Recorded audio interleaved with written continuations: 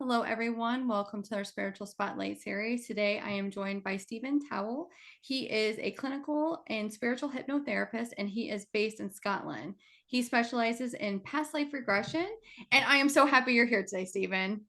Hi Rachel, how you doing? I'm doing okay. So let me just ask you this. So your expertise as a clinical and spiritual hypnotherapist is intriguing. Can you share a bit about how you found your path to specialize in past life regression? Yeah, it was completely curiosity. When I was a kid, I think even at 13, I must have I saw hypnosis done on I think it was just a pretend thing, but it was done on British wrestling, and I think it was garbage. It was just all acting stuff. But I remember seeing it and going, wow, how did they do that? And then I guess a bit later when I went to college, first book I went away looking to find out how to do hypnosis. So in terms of the past life regression, again, I was as a kid, I was just really curious on Mhm. everything to do with anything ghosts, aliens, unexplained stuff, phenomena. So I was just fascinated, and I must have read about past life regression. And my first ever subject was my 6-year-old brother when he was, well, I was about 17. So Mhm. about 30 odd years ago, I did a past life regression on him. And it brought up all this weird stuff, really cool stuff. So that was me kind of interested from there. That is so interesting. So, hypnotherapy, let me ask you this first. Because if you were introduced to this as a young age, did you find that you had like weird phenomenon experiences or moments where you were connected to divine and didn't know what that was? Not at the start, no. And even my work now, I still see myself as a facilitator rather Okay. than the experiencer. So, and I've had the sessions done myself, but at the early age, I was just fascinated with everything unexplainable. Yeah. I even remember as a kid wondering why there's pyramids in Egypt and pyramids. And so I'm asking myself these questions when I was a kid. None of this makes sense. And Yeah. so I was just a curious little boy. I like that. I like that. I'm somebody I've had to do a lot of studying and a lot of training to be able to kind of do my spiritual craft. So I like that you're like, no, I was curious and this is what I did. So with hypnotherapy, it's a fascinating tool for exploring the depths of the mind. How do you blend the clinical and spiritual aspects in your practice? Yeah, well, I used to be an accountant, believe it or not. I've been a musician as well, but when I sort of went full time with this, that was a big question I asked myself.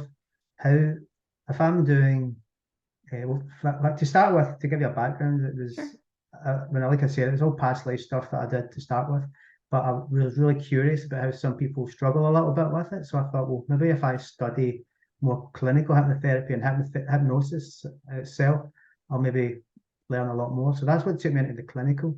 Mhm. Um, so it was really only to improve my skills. But then I seen how brilliant it can be for helping people with all kind of mindset stuff, limitations and phobias and fears and you name it, anything at all you struggle with.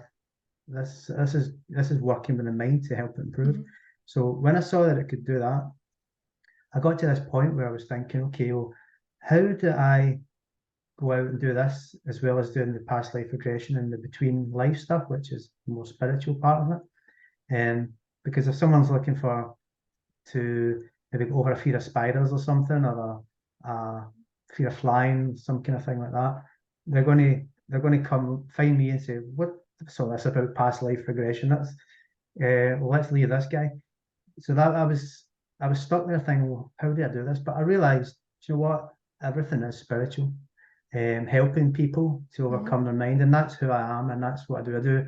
I work from a clinical perspective a lot of the time, but I also do all the past life, and Yeah. and I don't really see a big difference in it now. It's just that I guess when I work, I can work a bit more with a wider scope, Mhm. uh, encapsulating the spiritual element of it. And sometimes that spiritual element even comes into the most sort of people that you wouldn't even think. I mean, I've had some really high professional people that probably don't have any interest in spirituality, but here's some part of this person within Mhm. the session speaking, saying what it needs to be done to help that person, and you're thinking, so to me, it doesn't need to be blended. I think it's all one, and it's just a case of being who I am and doing what I do and helping people, no matter, at the end of the day, no matter if someone's trying to understand something, or if someone's trying to sort of go over some kind of phobia, I don't think they care too much as long as they get the result. So that's the way I just see it now, is it's all one thing really, and it's just about me being myself and doing what I do. I like that you actually work with clients that have phobias. I don't see and where I am a lot of people that work with phobias. So have you ever had a client maybe that you can share like a transformational story where they had a phobia and now they're able to kind of they overcame it? Yeah, I mean, I could even explain how it happens, but and again, phobias can come from anywhere, but it can be past life as well. It can even be current life. But when I think I mentioned spiders, it's one that I do sometimes. And I remember one client coming to see me, and she was absolutely terrified of spiders. So weird pieces for it. She was terrified of spiders to the point where it was so bad that if she was in the house herself and she saw a spider, she would be in hysterics, screaming, had to leave, run out the house, and she would be panic attacks, phoning her dad to come away over to go and get rid of the spider because she can't get back into the house. So it was so extreme. But at the end of this, I done one session with her. I've got a garage outside, so I do most of my sessions online these days. But this one was actually came to see me. Took her out to the garage. I've got this bits of old brickwork inside, and there's spiders, webs everywhere. And there's this big spider sitting on the spider's web, and she's standing looking at it. And I says, "How do you feel?" And she says, "It doesn't seem to be bothering me." And this is someone that had been absolutely terrified and screaming before. And she says, "I don't think I want to touch it." I says, "I don't think I want to touch it either." But I says, "But there you go." So it's just it's changing the mind. That's what that is doing. It's a mind is irrationally creating some response because some part of you believes that it's something that can be generational, where perhaps your parents or something, or your mother, your father has maybe screamed at a spider when you've been a kid, and you then take on this belief, this unconscious belief that equals something dangerous or something. No idea why, but at unconscious level, you've got this fear. So that's what you're doing. You're trying to you're focusing. Hypnosis is focus. It's focusing the mind to these parts of the mind that are in conflict with the other parts that are thinking, why am I, the logical part of the mind, why am I so terrified of this tiny little thing? But logically, you know that it's nothing to be scared of, but yet here's this part of your mind that is holding a belief and holding a behavior and a reaction. So it's just a case of letting the mind help itself by bringing these conflicts together and resolve the beliefs. And so yeah, I mean, that's just one example of that's a perfect example though. Like, and I like how you say like they have it in their mind that they know that it's kind of irrational, but they still have this fear of this thing, like it's little and small. Like that's a good way to put that. That's interesting. There's lots of ways of some people look at it from the right and left brain of logical via emotional. The way that I work is it's a dentist recognizing that there's a part of you that holds that belief, but there's another part of you that holds a different belief. And it's almost okay, let's bring forward this part of you let's speak to it, let's talk to it, let's adapt. How does it look to you? How does it appear to you? Is it a feeling? And then you work with that to change it, because it's obviously stuck in an old belief system or a limited belief system. And that doesn't need to just be phobias. That can be anything. That could be that could be somebody that's failing in business because they don't believe in themselves, or they've got limiting beliefs about themselves. It could be somebody who has got anxiety, that is social anxiety, that can't go among people. It can be, so there's really, it's working with the mind to bring about better ways for it to work and to improve your life. So I have a question, and this is I don't know how you this isn't part of my questions, but now I'm thinking of this. So I work in a very high stress job. I run a doctor's office, and we frequently encounter people who are very angry and very upset. And it can be very like emotionally taxing and very, very stressful. Would there be a role for maybe, hypnotherapy that can help you to not have those trigger reactions and maybe be in a more of a space of, okay, this is okay, and I'll be okay, and being calm. So is this the person being angry or the person that has to manage the angry people? So the person, like that's what I'm thinking of me.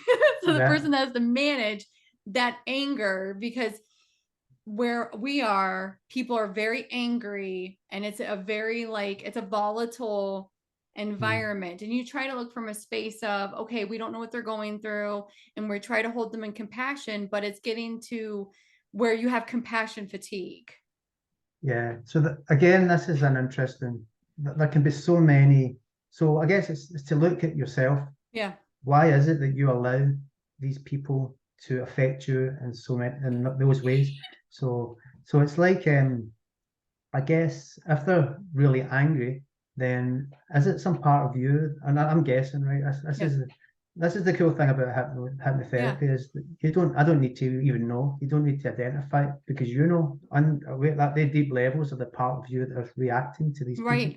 So is it a part of you that is worried about? Is it a people pleasing part maybe that Mm, is that suddenly someone's being angry and you're not pleasing that person, so you're suddenly feeling this emotional drain because you're worrying about these people being angry about with you. So mhm, that's one possibility that could right. be creating that fatigue. That so it's being able to be confident in yourself and love yourself in some way that no matter what other people say or doing, it's not always easy because we've all got those stuff. To be in your own power and to be able to, no matter what someone says or does, you can stand there and think, well, that's not my stuff. That's their stuff that's projecting onto me, and I won't take that stuff. So it's looking at our own our own limiting beliefs, our own parts of us that through probably life, through growing up, through that are maybe playing themselves out in that Mhm. situation. Oh, that's interesting. I'll be booking a session after this. So, being based in Scotland, a land rich with history and mysticism, could you share any experiences or stories that highlight the profound impact of maybe some of your work has had on your clients, connecting them with their own ancestral realm and maybe with Scotland? The funny thing is that most people that come with a hope that they'll have some life in Scotland seem to be always abroad. They're always American people Yeah. or Australian people, and sometimes they do. So I guess I mean, and this is the thing, we can, I suppose when it comes to past lives, we can have past lives anywhere. Hmm. We don't need to be defined Right. constantly to an area. But there is people that have experienced places within Scotland, just as there's been Scottish people that have experienced other like different countries. I mean, Scotland is an amazing country. I've lived here all my life. I actually have toured. I've been around quite a lot of places in the world, but I was in Japan one time and looking up at this grey, cloudy sky and thought, this is like Scotland. I've paid all this money to come all the way over here, and this could be Scotland that I'm in, and I've never actually toured my own country. So I next that following year, right round all the islands and the mountains, and it was one of my best ever holidays. It was just beautiful. So I'm probably kind of digressing off your question there, No, it's but okay. I love it. yeah. It's good. So I think I mean it's to me Scotland. There's something magical about Scotland. I don't know what it is. I see if you actually look at the amount of people that have come out of Scotland, special people like John Logie Baird that invented the TV. There was who else has there been? There's Dunlop, the guy that invented the tire. There's is it the radio as well? Is it who was the guy that invented the radio? Can't remember. But there's a whole pile of like really creative and inventive people you would be scary when you actually look to see there's a bit, you find it on the internet. If you look at famous inventors or something from Scotland, it's like the stuff that they invent. What the was it? So what's the thing related to electricity and things as well? But it's fascinating. So I think there's an energy in Scotland. There's something magical about this country that has a special energy. And like I said, if you head up, there's a place called Glencoe. It's about 2.5 hours from Glasgow, and when you go up there, you drive in, and it's just suddenly there's mountains on either side. And as you're driving up, you're going through the glen, and you're going like this. Watch my earphones don't fall out, and you're looking from side to side, and it's just the scale of the mountains on either side, and all the green, the really lush colour of green. Wow. And I was one time I went up the worst weekend ever, lashing rain, gale force winds, and I thought, I'd booked a hotel up there somewhere, and I thought, what a waste of money.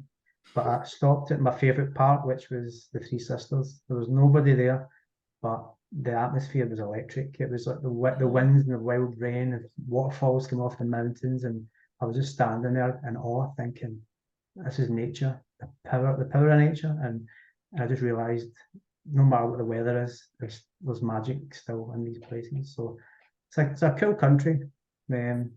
I could talk to you all. I could probably do a podcast in Scotland and sit and talk to you all day about it, because but it's a fascinating place. I mean, I will say that I know that I have a lot of people that are that really feel called to go to Scotland, and I live in the States, and it's interesting that they're like, I have to go to Scotland, I have to go to Scotland, and it feels almost as if the country is calling them to come and visit. Yeah, I've had a lot of guesses in my mind. I think about it.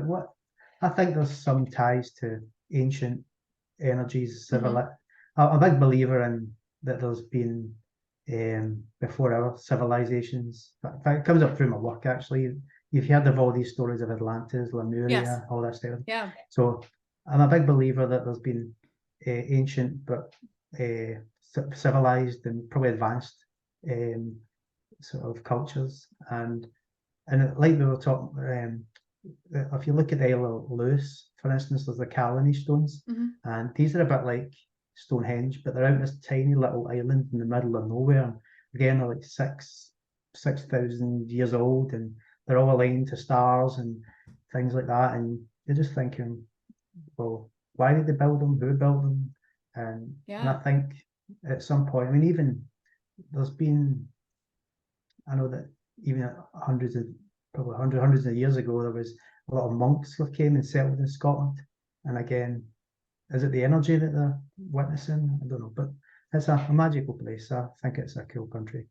I love that. I'm a bit biased, but well, I mean, you bring up an interesting point about the energy of an environment. And if there are structures that were built, 6,000 years ago that are still intact, imagine all of that energy and all of those people and all of that experience is still carrying forward. I find that fascinating. Well, I've got this little idea. If you think about someone like, think of Jimi Hendrix or something, or John Lennon, or Van Gogh, Beethoven, I think they were master channelers. I think what they've been doing, they've been tapping into their creativity. And when you look at them, they were never here, especially people like Jimi Hendrix, died at 27, I think. John Lennon, 30 something, I think. Did they make it to 40? I can't remember. But they've all died young, but they've did what they had to come here to do. They've brought in beautiful music, or beautiful art, beautiful paintings as well. You look at the artists. And I think what they're doing is they're tapping into a creativity, but they're tapping into, I guess, a source. It's something that's I think what they're doing is they're bringing.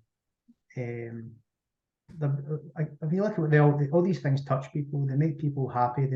So they're bringing forward. They're using their energy, their creativity to manifest something into being that brings joy and happiness to millions of people. And when we talked about all these famous people that have came out of Scotland, then again, to me, is that maybe that energy is maybe more accessible maybe in some Mhm. ways. So I think we can all access it, and Mhm. but maybe just for people, there's an energy here that makes it a little bit easier for people. I don't know, but I've always thought things like that. That's amazing. So before I ask you the last question, if somebody's interested in booking a one-on-one session, what is the best place to reach you at? Probably my website, which is just stephentowill.com. You can also find me on Instagram, so DM me on Instagram if you wanted to book a session as well. So they can find me there as well. And what's your Instagram handle? So Stephen with a PH and Towill, TOWILL _ so the little line that was underneath, and hypnotherapy. So it seems to hypnotherapy. Yeah, can't remember my Instagram again. So yeah, Stephen That's Towill perfect. _ hypnotherapy. So I guess my final question is that for anyone that maybe is feeling like there's something missing and they're looking for, I'm going to see how I want to word this, and they're maybe looking for a purpose or something, what is maybe a piece of advice that you can give to them? So maybe they're going through a spiritual awakening, which I do feel a lot of people right now are really turning towards the spiritual realm because they're feeling lost and they're feeling lonely and isolated. What is maybe a piece of advice you can give to them? Well, the first thing that pops into my mind is trust, because you're being guided. You're being this path. If you've got a purpose, which I think we all have, then you're being guided on this purpose. The the things that need to come into your life will appear, to test you, to help you to grow. I mean that's part of the session that I do, the between life session. A lot of people actually, that's You do lives why between lives? yeah.